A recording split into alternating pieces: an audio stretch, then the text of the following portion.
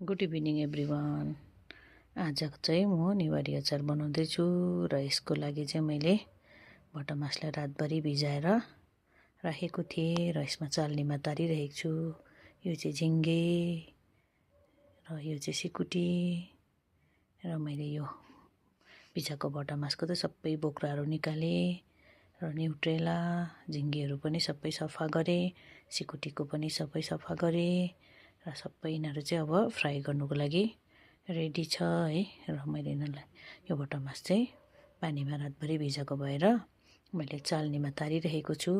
र सबभन्दा पहिला चाहिँ तेल तातेपछि चाहिँ मैले सुक्खा खोर्सानीलाई यसरी फ्राई गरेर निकाल्दैछु र सुक्खा खोर्सानी फ्राई भइसकेपछि न्युट्रेला पनि यसरी फ्राई गर्दैछु र न्युट्रेला फ्राई भइसकेपछि चाहिँ अब चाहिँ म यसमा सिकुटी फ्राई गर्छु है।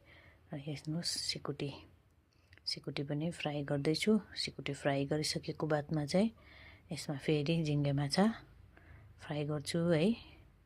र भटमास चाहिँ मेरो भिजाएको चिसो छ, त्यो भएर चाहिँ मैले लास्टमा फ्राई गर्छु भनेर सबै यस्तो सुक्खा चिजहरूलाई चाहिँ मैले फ्राई गरेर निकालेपछि चाहिँ अन्तमा चाहिँ मैले भटमासलाई फ्राई गरेँ है। यसलाई चाहिँ निकै टाइम लाग्छ किनभने यो चाहिँ भिजाएको रातभरि है, चाल्नीमा तारेर यसको पानी हल्का चाहिँ निस्केको छ।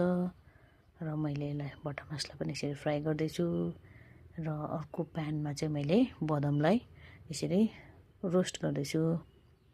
चाहिँ सुक्खै रोस्ट गरेको मैले यसको बादमा चाहिँ मैले यिनीहरू सबै बदम खोर्सानीलाई यसरी पिनेर चाहिँ मैले एउटा बोलमा निकालेँ र बदमलाई चाहिँ हल्का क्रस्ट गरेको जस्तो मात्रै गरेको छु।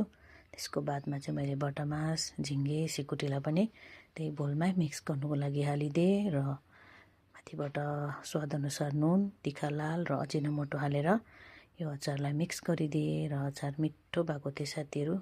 र तपाईँहरूलाई मेरो अचार बनाउने तरिका कस्तो लाग्यो कमेन्ट गरिदिनु होला।